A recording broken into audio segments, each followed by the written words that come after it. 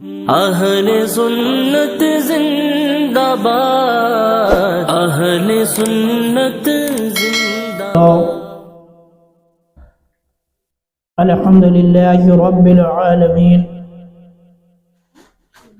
والعاقبۃ للمتقین والصلاة والسلام علی سید الانبیاء والمرسلین، اما بعد فاعوذ باللہ من الشیطان الرجیم، بسم اللہ الرحمن الرحیم، وما خلقت الجن والانس الا ليعبدون، صدق اللہ العظیم، والحمد للہ رب العالمین۔ میرے آقا کے پیارے غلاموں، نوجوان ساتھیوں اور بزرگوں، السلام علیکم ورحمۃ اللہ تعالی وبرکاتہ۔ آئیے سب سے پہلے گنبد خضرا میں آرام فرمانے والے آقا و مولا حضور تاجدار مدینہ، سرور قلب و سینہ، احمد مجتبی محمد مصطفیٰ صلی اللہ تعالی علیہ وآلہ وسلم کی بارگاہ میں جھوم جھوم کا درود شریف کا نذرانہ عقیدت پیش کریں، پڑھے باواز بلند، اللہم صلی علی سیدنا صفینا مولانا محمد مبارک وسلم، صلو علیہ الصلاۃ والسلام علیک یا رسول اللہ صلی اللہ تعالی علیہ وآلہ وسلم۔ خطبہ مسنونہ کے بعد میں نے جس آیت کریمہ کی تلاوت کرنے کا شرف حاصل کیا ہے، اللہ تعالی قرآن مجید کے اندر ارشاد فرماتا ہے، وَمَا خَلَقْتُ الْجِنَّ وَالْإِنسَ إِلَّا لِيَعْبُدُونَ۔ اس آیت کریمہ کا مفہوم جو ہے یہ ہے کہ اللہ تعالیٰ نے ارشاد فرمایا کہ میں نے انسان کو اور جنات کو، میں نے انسان کو اور جنات کو اپنی عبادت کے لیے پیدا فرمایا ہے۔ یعنی اللہ تعالیٰ نے تخلیق مقصد انسان، یعنی انسان کو کس لیے پیدا کیا گیا ہے، اس مقصد کو جو ہے اللہ تعالیٰ نے واضح کر کے بتایا کہ میں نے انسان کو اور جنات کو کس لیے پیدا فرمایا۔ تو مقصد کیا ہے انسان کی پیدائش کا؟ عبادت۔ انسان کی پیدائش کا مقصد جو ہے عبادت ہے۔ اب اگر انسان یہ سوچے کہ جب اللہ تعالیٰ نے ہم اور آپ کو عبادت کے لیے پیدا فرمایا ہے تو اب ہم ہر وقت جو ہے نماز ہی ادا کرتے رہیں، یا ہر وقت جو ہے اور مسجدوں میں جا کر بیٹھے رہیں، یا اور کوئی ایسا کام ہے جو عبادت والا ہے کرتے رہیں؟ نہیں میرے مسلمان بھائیوں، عبادت جو ہے ہر وہ کام ہے، عبادت ہر وہ کام ہے جو شریعت کے بتائے ہوئے قانون پر عمل کیا جائے۔ یعنی اللہ اور اس کے رسول نے جس کام کو کرنے کا حکم دیا ہے، جب ہم اس پر عمل کریں گے تو ہمارا عمل کرنا جو ہے یہ عبادت کہلائے گا، ہمارا عمل یہ کرنا عبادت کہلائے گا۔ یہ اور بات ہے کہ تمام عبادتوں میں نماز جو ہے افضل العبادات، یہ اور بات ہے کہ تمام عبادتوں میں نماز افضل العبادات ہے، مگر عبادت یہ بھی ہے کہ اگر ہم شریعت کے بتائے ہوئے طریقے پر عمل کرتے رہیں، اپنی زندگی کو گزارتے رہیں، اپنی دکان پر بیٹھ کر شریعت کی روشنی میں ہم تجارت کریں تو ہمارا یہ تجارت کرنا بھی عبادت ہے، ہمارا یہ تجارت کرنا بھی عبادت ہے۔ اگر ہم حلال رزق کما رہے ہیں، اگر ہم حلال رزق کما رہے ہیں، حلال رزق جو ہے تلاش کر رہے ہیں، تو یہ ہمارا تلاش کرنا بھی عبادت ہے، ہمارا یہ تلاش کرنا بھی عبادت ہے۔ اگر ہم نے راستے سے پتھر یا کانٹے اس نیت سے ہٹا دیے کہ کوئی آنے والا شخص جو ہے اس کو تکلیف نہ پہنچے۔ تو اب یہ ہمارا ہٹانا، اپنے بھائی کو تکلیف سے بچانا جو ہے، یہ بھی کام جو ہے عبادت ہے، یہ بھی کام عبادت ہے۔ اور اسی طریقے سے کسی مسلمان بھائی سے مسکرا کر ملنا، محبت کے ساتھ ملنا جو ہے، یہ بھی عبادت ہے۔ تو کہنے کا مقصد یہ ہے کہ انسان کی تخلیق کا جو مقصد ہے، اللہ تعالیٰ نے انسان کو اپنی عبادت کے لیے پیدا فرمایا ہے، اور شریعت کے بتائے ہوئے طریقے پر عمل کرنا عبادت ہے۔ تو اب جب ہم اپنی زندگی کے اندر قرآن و حدیث کی تعلیمات کو داخل کر لیں گے تو ہماری زندگی کا ہر لمحہ جو ہے وہ عبادت ہو جائے گا، وہ عبادت ہو جائے گا۔ اور جب تک ہم اس مقصد کو نہیں سمجھیں گے کہ ہم کس لیے دنیا میں آئے ہیں، جب تک ہم اس مقصد کو نہیں سمجھیں گے کہ ہمارا وجود کیوں ہوا ہے، ہم روئے زمین پر کس لیے بھیجے گئے ہیں، تب تک جو ہے ہم کبھی کامیاب نہیں ہو سکتے، تب تک ہم کبھی کامیاب نہیں ہو سکتے۔ کیونکہ اللہ تعالیٰ نے جو ہے ایسا نہیں کہ انسان کے اوپر جو ہے کوئی ایسا کام رکھ دیا ہے کہ جو کام انسان نہیں کر سکتا۔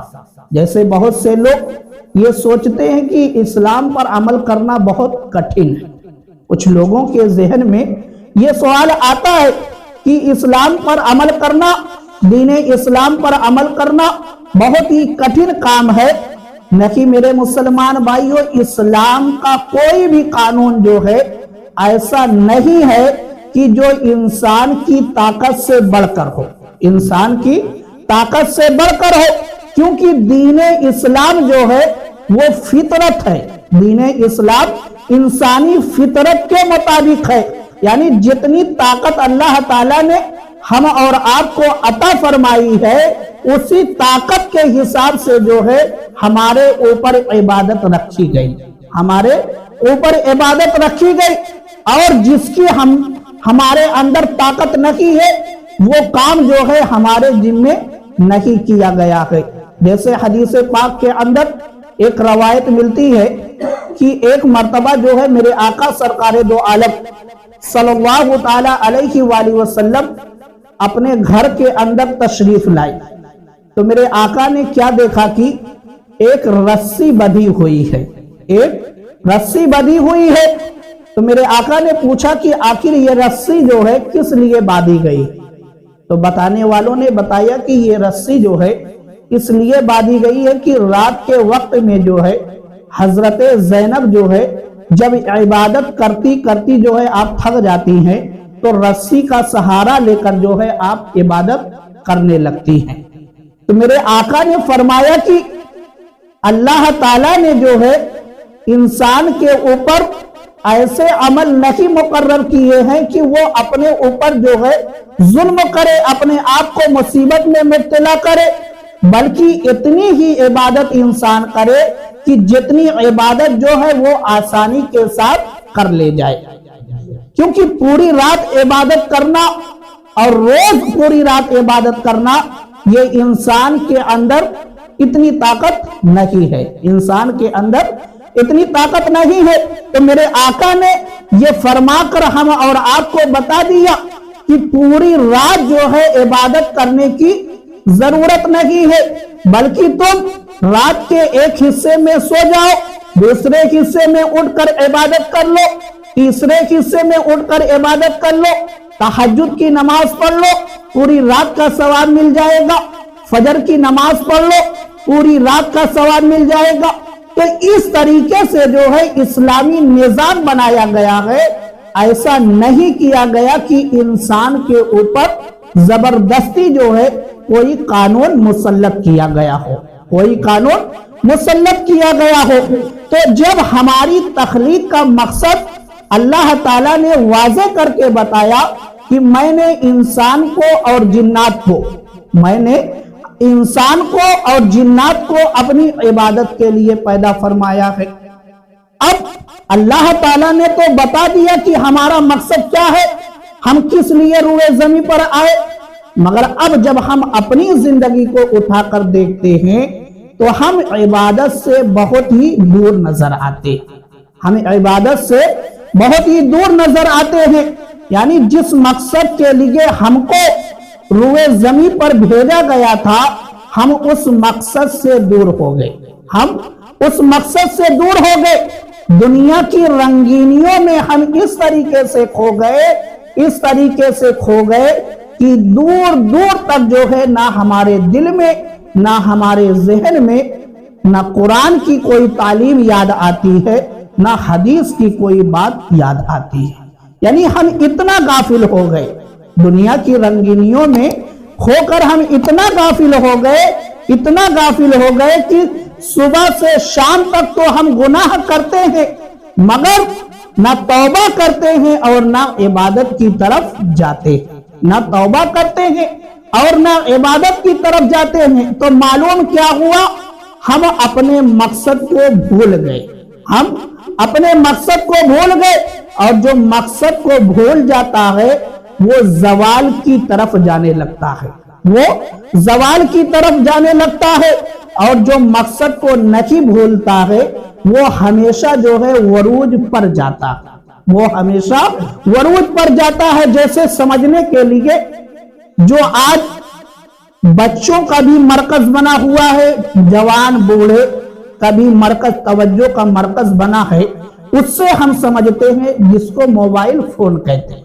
جس کو موبائل فون کہتے ہیں، موبائل فون سے ہم سمجھتے ہیں کہ جب انسان اپنا مقصد بھول جاتا ہے تو اس کا حشر کیا ہوتا ہے۔ یہ موبائل فون جو ہے اس کا ایجاد کس لیے کیا گیا؟ موبائل فون کا ایجاد اس کو مارٹن کوپر نے کس لیے بنایا؟ مارٹن کوپر جو ہے موبائل کا ایجاد کرنے والا ہے، اس نے 1973 سے 1983 تک جو ہے 10 سال جو ہے اس نے لگاتار محنت کی، پھر اس کے بعد جو ہے اس نے موبائل فون کو بنایا۔ تو اب موبائل فون کو کس مقصد کے لیے بنایا گیا؟ تو وہ خود بتاتا ہے کہ میں نے موبائل فون کو اس لیے بنایا کہ تاکہ دور رہنے والا انسان دوسرے انسان سے بات کر لے، دور رہنے والا انسان دوسرے انسان سے بات کر لے، مطلب بات کرنے کے لیے موبائل فون کا ایجاد ہوا۔ یہ موبائل فون کے ایجاد کا مقصد ہے، یہ موبائل فون کے ایجاد کا مقصد ہے تاکہ بات آسانی کے ساتھ جو ہے کم وقتوں میں جلد سے جلد جو ہے بات دور رہتے ہوئے بھی ہو جائے۔ مگر اب وقت دیکھیں کہ موبائل تو 1983 میں ایجاد ہو کر جو ہے آ گئی، مگر اب یہ وقت جیسے جیسے گزرتا گیا موبائل کے اندر جو ہے پریورتن ہوتا چلا گیا۔ پہلے موبائل فون جو تھا صرف کال کے لیے استعمال ہوتا تھا، اس میں کیمرہ آیا، پھر اور چیزیں آئی، فیس بک آیا، واٹس ایپ آیا، تمام چیزیں اس کے اندر آتی چلی گئی۔ مگر اب یہاں سے سمجھے کہ جب انسان یا کوئی چیز جو ہے اپنے مقصد کو بھول جاتی ہے تو اس کا حشر کیا ہوتا ہے۔ موبائل فون کے اندر تو پریورتن آتا گیا، اس کے اندر جو ہے نئی نئی چیزیں جو ہے شامل ہوتی چلی گئی، مگر موبائل جو ہے بنا تو 1983 میں، مگر وہ ترقی کرتے کرتے کرتے آج دنیا کے ہر گھر میں جو ہے موبائل فون پہنچ گیا۔ آخر اس کو یہ عروج کیسے ملا؟ آخر اس کو یہ بلندی کیسے ملی؟ آخر اس میں راز کیا ہے؟ تو میرے مسلمان بھائیوں سمجھو، راز یہ ہے کہ موبائل فون جو ہے اپنے مقصد کو نہیں بھولا، موبائل فون اپنے مقصد کو نہیں بھولا، اس لیے اس کو عروج ملا، اس لیے اس کو ترقی ملی۔ جیسے جب آپ موبائل فون کے اندر یوٹیوب استعمال کرتے ہیں یا فیس بک استعمال کرتے ہیں یا کوئی بھی کام آپ موبائل کے اندر کرتے ہیں، تو جب دوسرا شخص جو ہے آپ کے نمبر پر فون لگاتا ہے تو یہ آواز نہیں آتی کہ فلاں شخص جو ہے ابھی یوٹیوب میں ویست ہے، بعد میں فون لگایا جائے۔ یہ بات نہیں آتی. کیوں؟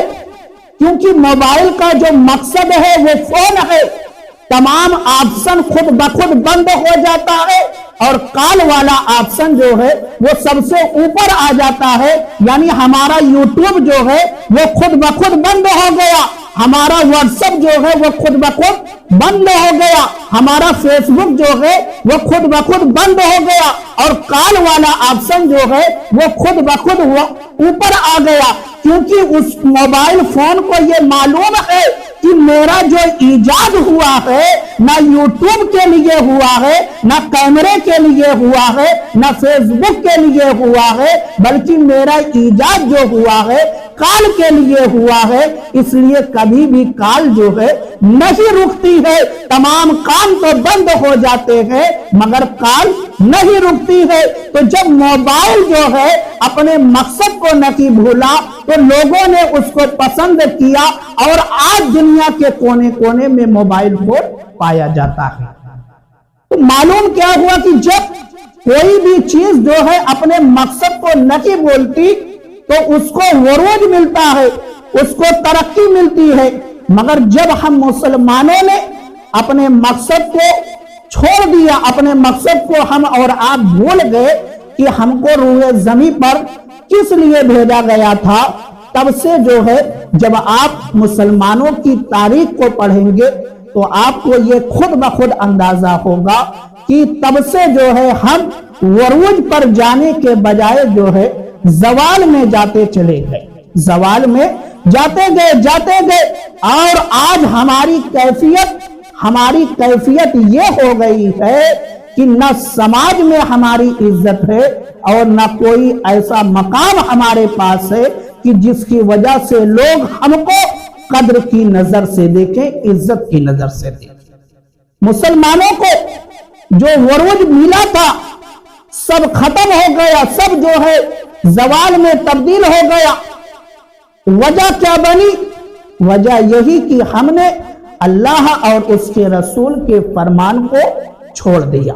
ہم نے اللہ اور اس کے رسول کے فرمان کو چھوڑ دیا, اور جب سے ہم نے چھوڑ دیا تب سے ہم زوال کی طرف جانے لگے. اور جب تک ہم اپنے مقصد پر کامیاب رہے, قائم رہے, ہم اپنی تخلیق کے مقصد کو سمجھتے رہے, تب تک جو ہے ہمارا عروج ہی عروج ہوتا چلا گیا. یہی ہندوستان کی سرزمین ہے جس پر ہم نے صدیوں حکومت کی ہے, مگر جب تک اسلامی بادشاہ یعنی مسلمان بادشاہ جو ہے قرآن و حدیث پر عمل کرنے والے رہے تب تک جو ہے ہم یہاں پر حکومت کرتے رہے. اور جب رنگیلا بادشاہ اور اکبر جیسے جب بادشاہ جو ہے اسی ہندوستان میں پیدا ہو گئے تو ہم زوال کی طرف جانے لگے. تب ہم زوال کی طرف جانے لگے کیونکہ جب ہم نے مقصد کو چھوڑا کسی اور طرف, یعنی ہم دنیا کی رنگینیوں میں کھوئے, تو اللہ تعالیٰ نے جو بلندی ہم کو عطا فرمائی تھی وہ بلندی جو ہے اللہ تعالیٰ نے لے لیا. اور دیکھو کہ جو اپنے مقصد کو یاد رکھتا ہے وہ کہاں تک پہنچتا ہے. دہلی کی سرزمین ہے, دہلی کی سرزمین پر جو ہے ایک بہت ہی مشہور اللہ کے ولی گزرے ہیں جن کو دنیا جو ہے قطب الدین بختیار کاکی علیہ الرحمہ کے نام سے جانتی ہے. آپ کے وصال کا جب وقت قریب آیا تو آپ نے جو ہے اپنے مریدوں سے 3 وصیت کی. حضرت خواجہ قطب الدین بختیار کاکی علیہ الرحمہ نے جو ہے 3 وصیت کی اپنے مریدوں سے. پھر اس کے بعد آپ کا انتقال ہو گیا. اب انتقال کے بعد جو ہے جب آپ کا جنازہ جو ہے دہلی کے ایک میدان میں لا کر رکھا جاتا ہے تو کافی ہجوم جو ہے جمع ہو جاتا ہے. بڑے بڑے علماء آ جاتے ہیں, مفتیان اکرام ہے, محدث ہے, بڑی بڑی ہستیاں جو ہے اس لیے جمع ہوتی ہے کیونکہ اللہ کے ایک ولی کا وصال ہوا ہے, انتقال ہوا ہے, اور بہت بڑا ایک مجمع جو ہے جمع ہو جاتا ہے. کس لیے؟ نماز جنازہ جو ہے ادا کرنے کے لیے. نماز جنازہ ادا کرنے کے لیے۔ اب دیکھو بہت بڑا مجمع لگ گیا، اب ہر کسی کی نظر جو ہے اس انتظار میں ہے کہ کون مصلی امامت پر آ کر جو ہے نماز جنازہ پڑھائے گا، کیونکہ اتنے بڑے اللہ کے ولی کا یہ جنازہ ہے اور ہر کوئی انسان تو نہیں پڑھا سکتا، ہر کسی کی نظر جو ہے مصلی امامت پر ٹکی ہے کہ آخر کون ایسا شخص جو ہے وہ نماز جنازہ پڑھائے گا۔ اتنے میں ایک شخص کھڑا ہوتا ہے اور کھڑا ہونے کے بعد وہ اعلان کرتا ہے کہ حضرت خواجہ قطب الدین بختیار کاکی علیہ الرحمہ کی نماز جنازہ جو ہے وہ شخص پڑھائے گا جس کے اندر یہ 3 خوبیاں پائی جائیں گی۔ یعنی پورے مجمع کو مخاطب کر کے جو ہے یہ اعلان کیا جا رہا ہے کہ جس کے اندر یہ 3 خوبیاں جو ہے پائی جائیں گی وہی نماز جنازہ پڑھائے گا، کیونکہ حضرت خواجہ قطب الدین بختیار کاکی علیہ الرحمہ نے یہ وصیت کی ہے۔ اب اس اعلان کرنے والے نے کہا کہ پہلی وصیت یہ ہے کہ حضرت خواجہ قطب الدین بختیار کاکی علیہ الرحمہ کی نماز جنازہ وہ شخص پڑھائے گا کہ جس کی پوری زندگی میں ایک وقت کی بھی نماز قضا نہ ہوئی ہو، یعنی جب سے نماز اس کے اوپر فرض ہوئی اور موجودہ وقت تک ایک وقت کی بھی نماز جو ہے قضا نہ ہوئی ہو۔ یہ پہلی وصیت جو ہے بیان کی گئی۔ پھر دوسری وصیت جو ہے اعلان کرنے والا اعلان کرتا ہے کہ دوسری وصیت یہ ہے کہ خواجہ قطب الدین بختیار کاکی کی نماز جنازہ جو ہے وہ شخص پڑھائے گا کہ جس کی پوری زندگی جو ہے کبھی عصر کی سنت جو ہے وہ قضا نہ ہوئی ہو، یعنی جو عصر سے پہلے 4 رکعت سنت غیر موقدہ ہے وہ بھی کبھی قضا نہ ہوئی ہو، وہ شخص جو ہے آپ کی نماز جنازہ پڑھائے گا۔ پھر تیسری وصیت اعلان کی جاتی ہے کہ تیسری وصیت یہ ہے کہ حضرت خواجہ قطب الدین بختیار کاکی کی نماز جنازہ وہ شخص پڑھائے گا کہ جس کی نظر نے جو ہے پوری زندگی کبھی غیر محرم کو نہ دیکھا۔ یہ 3 وصیت ہے حضرت خواجہ قطب الدین بختیار کاکی علیہ السلام۔ پہلی وصیت تو یعنی پوری زندگی جو ہے نماز قضا نہ ہوئی ہو، بہت سارے شخص جو ہے ایسے مل جاتے ہیں، ایسے شخص مل جاتے ہیں۔ اور دوسری وصیت کہ پوری زندگی جو ہے کبھی عصر کی سنت بھی قضا نہ ہوئی ہو، جو سنت غیر موقدہ ہے شریعت کے اندر، یعنی اگر انسان اس نماز کو چھوڑ دیتا ہے تو کوئی گناہ جو ہے اس کو نہیں ملے گا، یعنی کوئی گناہ اس کے نامہ اعمال میں نہیں لکھا جائے گا۔ اور تیسری وصیت جو ہے وہ یہ ہے کہ پوری زندگی جو ہے اس کی نظر میں، اس کی آنکھ نے کبھی کسی غیر محرم کو دیکھا ہی نہ ہو۔ یہ ایسی وصیت ہے کہ ہر کوئی جو ہے اس میں آ کر پھنس جاتا ہے، اس میں آ کر پھنس جاتا ہے۔ تو اب میرے مسلمان بھائیوں، جب یہ تینوں وصیت کا اعلان ہوا، صبح سے شام ہو گئی، کوئی شخص جو ہے مصلی امامت پر نہیں کھڑا ہوا۔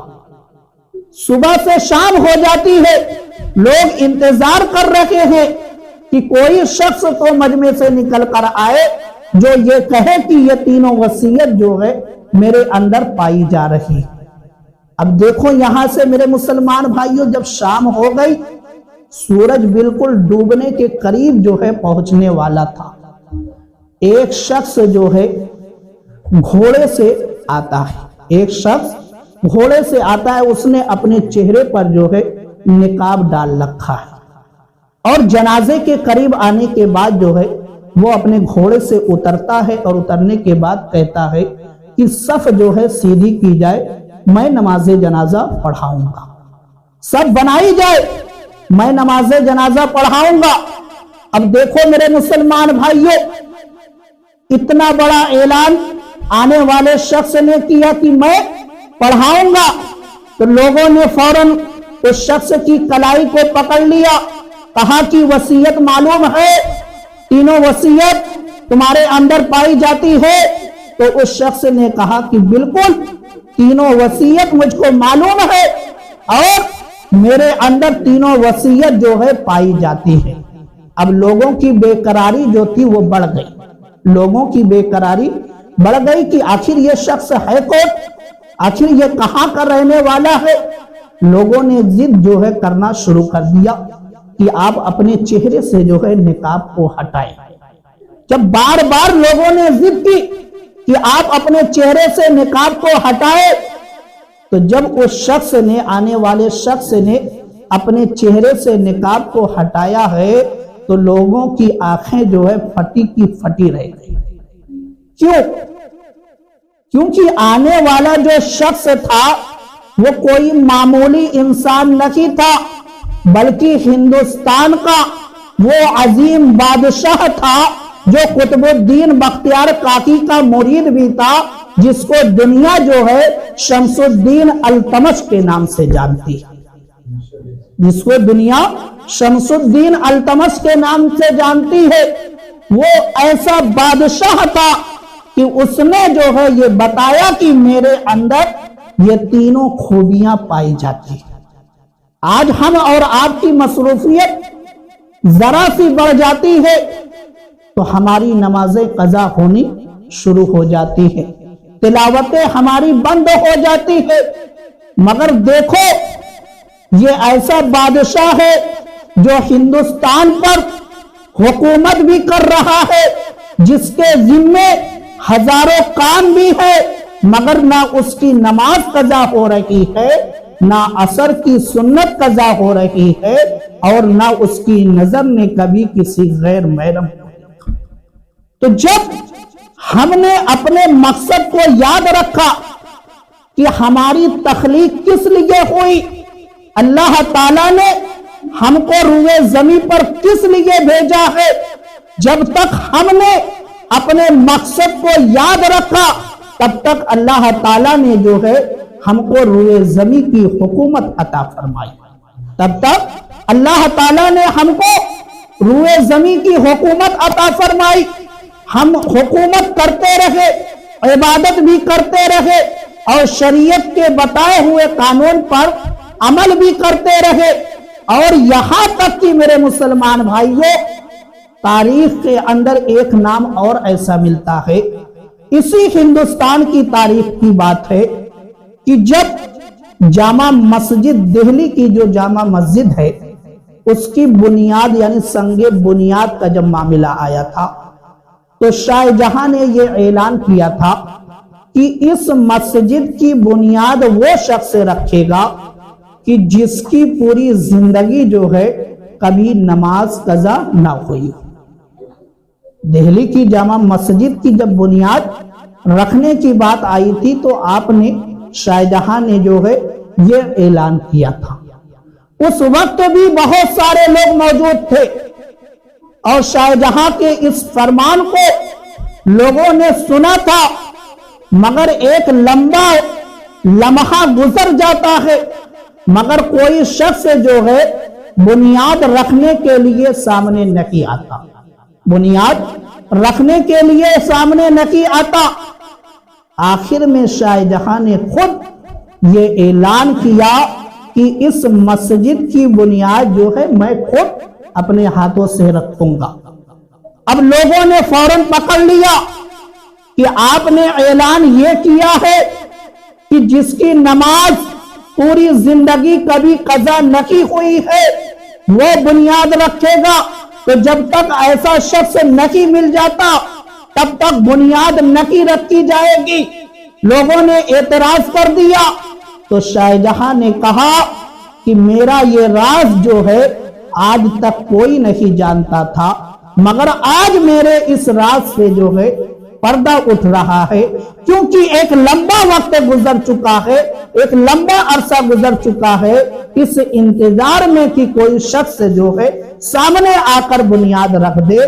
तो मैं ये ऐलान करता हूं कि मेरी पूरी जिंदगी में एक वक्त की भी नमाज कज़ा नहीं हुई।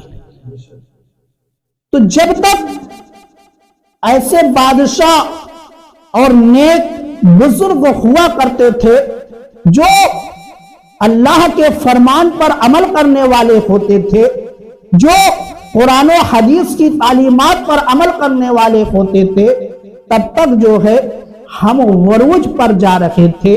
اور جب سے ہم نے جو ہے چھوڑ دیا اپنے مقصد کو، جس مقصد کے لیے اللہ تعالیٰ نے ہم کو روئے زمین پر بھیجا تھا، تب سے جو ہے ہم زوال کی طرف جانے لگے، تب سے ہم زوال کی طرف جانے لگے۔ ورنہ آپ دیکھیں شمس الدین التمش یا شاہ جہاں کی سیرت کو آپ پڑھیں، یہ لوگ کب مصروف تھے؟ نہیں، ان کی بھی زندگی جو ہے بہت ہی مصروف تھی، مگر انہوں نے جو ہے اپنے مقصد کو یاد رکھا، اپنے مقصد کو یاد رکھا، تو اللہ تعالیٰ نے ان کو عروج دیا۔ اور جب ہم نے اپنے مقصد کو چھوڑ دیا تو اللہ تعالیٰ نے اس عروج کو جو ہے ہم اور آپ سے چھین لیا۔ اللہ تعالیٰ نے اس مقصد کو، جو مقصد ہمارے ذمہ لگایا تھا، اللہ تعالیٰ نے اس مقصد کو جب تک ہم مضبوطی کے ساتھ نہیں پکڑیں گے، تب تک کبھی بھی ہم کامیاب نہیں ہو سکتے، کبھی بھی ہم کامیاب نہیں ہو سکتے۔ اور جیسے کچھ انسان جو یہ سوچتے ہیں کہ اب عبادت کا مطلب تو یہ ہو گیا کہ نماز پڑھا جائے، تلاوت کیا جائے، صدقہ و خیرات کیا جائے، اور جو تمام کام ہیں کیے جائیں، تو اب اس میں جو ہے ہم کو وقت نہیں ملے گا۔ نہیں میرے مسلمان بھائیو، نماز صرف 5 وقت کی فرض کی گئی، نماز صرف 5 وقت کی فرض کی گئی، اور اس کے بھی وقت جو ہے مقرر کیے گئے۔ ہمارے پاس 24 گھنٹے ہیں، ہمارے پاس 24 گھنٹے ہیں، اور 24 گھنٹے میں اگر 5 نمازوں کے وقت کو جمع کیا جائے تو 1 گھنٹہ کے لگ بھگ جو ہے بنے گا۔ تو اب ہمارے پاس 23 گھنٹے ہیں، اگر ہم 1 گھنٹہ نکال دیتے ہیں تو 24 گھنٹے میں سے 23 گھنٹے جو ہے ہمارے پاس پھر بھی کام کاج کرنے کے لیے بچے، ہمارے پاس کام کاج کرنے کے لیے 23 گھنٹے بچے۔ اسلام یہ نہیں کہتا کہ تم اپنے کام کاج کو چھوڑ کر 24 گھنٹہ مسجد میں ہی پڑے رہو، نہیں، 5 وقت نماز بھی ادا کرو، تم رزق بھی تلاش کرو، اور تمہارے ذمے جو بھی اخراجات ہیں اس کو بھی پورا کرو، جو بھی حق ہے اس کو بھی ادا کرو۔ جب تم یہ سب کام کرتے رہو گے اور فرض نماز بھی ادا کرتے رہو گے تو تمہاری زندگی کا ہر لمحہ جو ہے عبادت میں گزرتا رہے گا، تمہاری زندگی کا ہر لمحہ عبادت میں گزرتا رہے گا۔ اور جب تک ہم عبادت کے دامن کو نہیں تھامیں گے تب تک کبھی بھی ہم کامیاب نہیں ہو سکتے، تب تک ہم کبھی بھی کامیاب نہیں ہو سکتے۔ اگر کامیابی چاہیے، کامرانی چاہیے، تو ہم کو جو ہے عبادت کی طرف لوٹ کر آنا ہوگا، اللہ کے فرمان پر عمل کرنا ہوگا، اور میرے آقا نے جو تعلیمات دی ہے اس تعلیمات پر عمل کرنا ہوگا، کیونکہ ہمارے اسلاف نے جو ہے ہم اور آپ کو یہی سکھایا۔ آپ کسی بھی اللہ کے ولی کی سیرت کو اٹھا کر دیکھ لے، چاہے وہ غوث پاک ہو، چاہے خواجہ غریب نواز ہو، چاہے حضرت نظام الدین اولیاء ہو، چاہے قطب الدین بختیار کاکی ہو، چاہے صابر پاک ہو، چاہے مخدوم اشرف ہو، آپ کسی بھی ولی کی سیرت کو اٹھا کر دیکھیں، ہر ولی کی زندگی میں جو ہے آپ کو عبادت ضرور ملے گی، آپ کو عبادت ضرور ملے گی۔ عبادت جو ہے ہر اللہ کے محبوب بندے جو ہے ان کی پہلی پسند ہوا کرتی ہے، اللہ کے بندوں کی پہلی پسند جو ہوتی ہے وہ عبادت ہوتی ہے، کیونکہ عبادت کے ذریعے سے جو ہے ہم اللہ تعالیٰ سے بات کیا کرتے ہیں، ہم اللہ تعالیٰ سے بات کیا کرتے ہیں، اللہ کی بارگاہ میں اپنی فریاد کو رکھا کرتے ہیں، اللہ کی بارگاہ میں اپنی مشکلوں کو پیش کیا کرتے ہیں۔ تو جو तमाम मुश्किलों का दूर करने वाला है। जब हम उसको याद करेंगे, हम उससे अपनी फरियाद करेंगे, तो हमारी मुश्किल क्यों नहीं आसान होगी, हमारी मुश्किल क्यों नहीं आसान होगी। तो मेरे मुसलमान भाइयों, मेरे आका सरकार दो आलम सल्लल्लाहु ताला अलैहि वसल्लम ने फरमाया है कि नमाज जो है मोमिन की मेराज है, नमाज मोमिन की मेराज है। जब एक मुसलमान नमाज अदा करता है तो वो मेराज में होता है। अब इससे आसान तरीका कि अल्लाह के करीब जाने का कोई और नहीं हो सकता कि जब हम नमाज की हालत में होते हैं तो अल्लाह से गुफ्तगू कर रहे होते हैं, अल्लाह के करीब होते हैं, अल्लाह की बारगाह में होते हैं। अगर मेरा मौला यानी अल्लाह ताला और उसका रसूल राजी हो गया तो हमारी जिंदगी भी कामयाब हो जाएगी और हमारी आखिरत भी कामयाब हो जाएगी। तो अपने मकसद को जो है जरूर याद रखें और मकसद पर अमल करने की भी कोशिश करें कि अल्लाह ताला ने हम और आपको किस लिए पैदा किया है। उस मकसद को हम जरूर अपने सामने रखें और तालीमात कुरान व हदीस पर अमल करके अपनी जिंदगी को गुजारने की कोशिश करें। अल्लाह ताला की बारगाह में दुआ है कि मौला ताला हम सब को अमल करने की तौफीक अता फरमा।